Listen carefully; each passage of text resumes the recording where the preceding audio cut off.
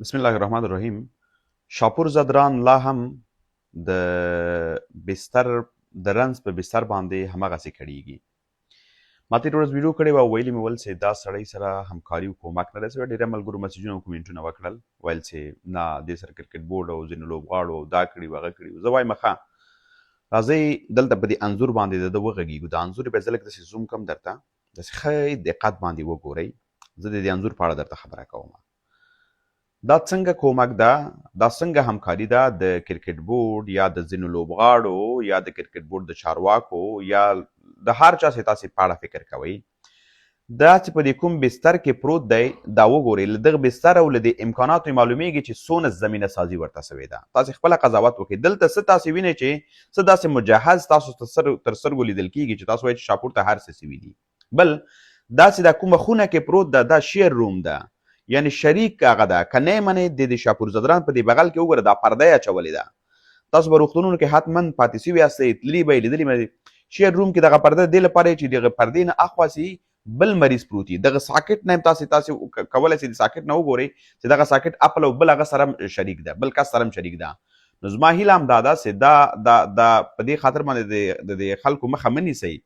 پرېږده چې دا د کرکټ بورډ چارواکي د کرکټ بورډ غړي چې دغه هلک دغه کرکټ بورډ لپاره او بالخصوص د افغانستان لپاره یې منډې تنډې کړي دي. خو نن چې ورباندې بده ورځ راغلې ده، کرکټ بورډ چارواکي به یوازې د دې چې د پوښتنه وکړي هغه وکړي، فقط نمایشي کارونو ته مخه کوي چې هله دلته منډې وکړه، دلته ښکته سه، دلته پورته سه، یو خپل عادي سفر ته هم لاړ شي، 6 زره عکسونه واخلي، خپلې پاڼې نشر کړي. مګر هغه څوک چې اوس په لوبډله کې نه دي یا هغه څوک چې د رسنیو په مخ نه دي، هغه څوک چې له صحنې وتلي دي، دوی اصلا ورباندې خاورې اړولې دي او بیخي کیسه کې نه ده. زما له افغانانو هیله همدا ده چې تاسې دعاګانې ورته وکئ او په دې کرکټ بورډو چارواکو باندې او په یو شمېر لوبغاړو باندې فشار باید راوړئ. خبرې وکئ ورته چې وروره دغه سړی ضرورت لري. ګورئ که سبا خدای مه که په دې هلک باندې څه وسول، تاسې به وګورئ چې دغه ټول به جنازه کې داسې منډې وهي، به خیراتونو کې خپله دا غوریګان توضیح کوي چې خپله به ورته حیران سئ. هغه وخت کې نو هر څه باندې تاسې خاورې اړولي، بیا دغه ډول کارونه یې څه معنا؟ ښه وختونه د کرکټ او د مبارزې اتل او افغان ملت جوړونه. اتلان همیش د ملتونو په جوړونه کې ډیر مهم رول لوبوي.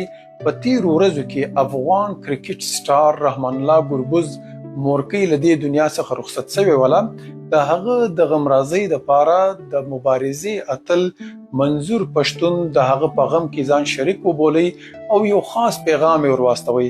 هم دغه رنګه افغان کرکټ سټار صدیق الله اتل پرون د مبارزې و اتل منظور پښتون ته خپل د واده د پروګرام بلنه ورستولې وله. دا یوازې د غمرازۍ پیغام او د خوشحالۍ بلنه نه ده، دا یو بل ته د افغانیت احساس ورکول دي.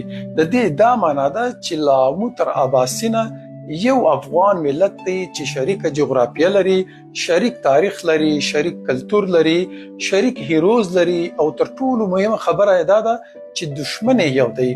کله چې ملتونه تقسیم سي او د دوی ترمنځ رابطې ختم سي، هغه ملتونه د همیش لپاره تقسیم پاتې کیږي او رابطې چې دي هغه ملتونه جوړوي. دا نن ډیره د خوشحالۍ خبره ده چې د لرو بر افغانانو اتلانو ترمنځ رابطې زیاتې سوي دي. دا به په انډرسټینډینګ باندې بدلیږي، دا به د لرو بر افغانانو په یو شریکه مبارزه باندې بدلیږي د شریکو اهدافو لپاره.